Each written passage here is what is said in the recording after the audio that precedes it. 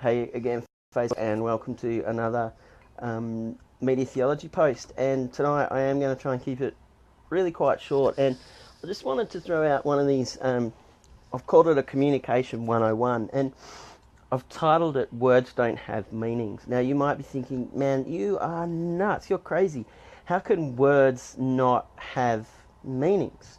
And in one aspect, you're right. But the point of this is actually to say, you know what? Words don't have meanings. People have meanings. So people take words and groups of words, and what they'll do is associate with those particular meanings and particular different nuances of those meanings. And they will be culturally embedded, and they will be they'll develop over time. So meanings are not static, okay? So they change and they move throughout time. And as people use and adopt words and use them in new ways, those meanings can change. So some of the obvious kind of examples are like, when people say, "Oh man, that was wicked." So does it mean wicked evil, or does it mean that was something really cool that I liked? So it's a kind of one to be thoughtful of as communicators, because it's not just easy to say, "Hey, here's some words," and so you'll be understanding exactly what I'm saying. But there's a sense of the people that you're speaking with need to be able to unpack the meanings out of those words themselves. So it's really quite a good one to have there in your mindset when you're thinking about communication and how you can communicate. Now, particularly in Christian circles and in church circles and things like that, there is a whole vocabulary that people that have never been into a church setting just will not have the same reinforced cultural sense to make sense of those different words that might be used. Like, and sometimes, like, if you read through some of the songs that we sing sometimes and think about some of the different things, like, we sing about a lamb, and I love lamb on the barbecue on a Friday night. So we can use words that carry a certain significance once there's a shared and understood meaning, but we need to be very careful about not using words that just leave people scratching their heads and going, I really don't get that. And, it's really something that's quite difficult as well when it comes to understanding and interpreting the Bible. It's a core element of that, because we have words used in the Bible.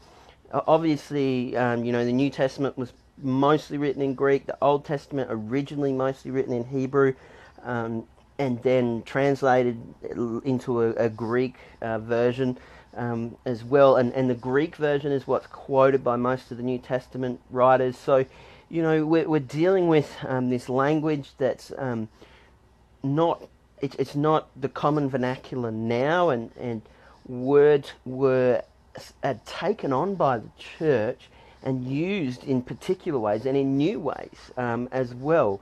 And so that's all part of what it means to try and be good at interpreting and understanding God's word. And it's not to say we can't read God's word in English, because that's what we're relying on when you read an English translation. We're relying on the people who have studied the languages and studied the different nuances of those languages, and arriving at a group decision of the best way to actually put this together. And part of that is also how you need to understand the different translations of the Bible, because some of the translations of the Bible, like what they'll decide is, whenever we see this particular Greek word, we're always going to translate it as this English word, and so it'll work its way through. Whereas, so they're not as focused on what the meaning of a particular sentence might be, but they're using the words that are in that sentence. Whereas other versions are much more trying to say, well, here's this group of words in a sentence,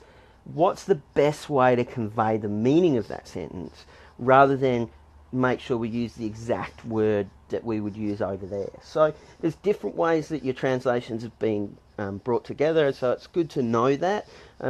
But yeah, it's also good to know that words don't have meaning, people have meaning, and so that's why we need to be willing and ready to engage in dialogue to try and understand things from the perspective of others, because we might be saying the same words but meaning very different things. So I hope that's hopeful. Bit of Communication 101 tonight for you to chew on and think about.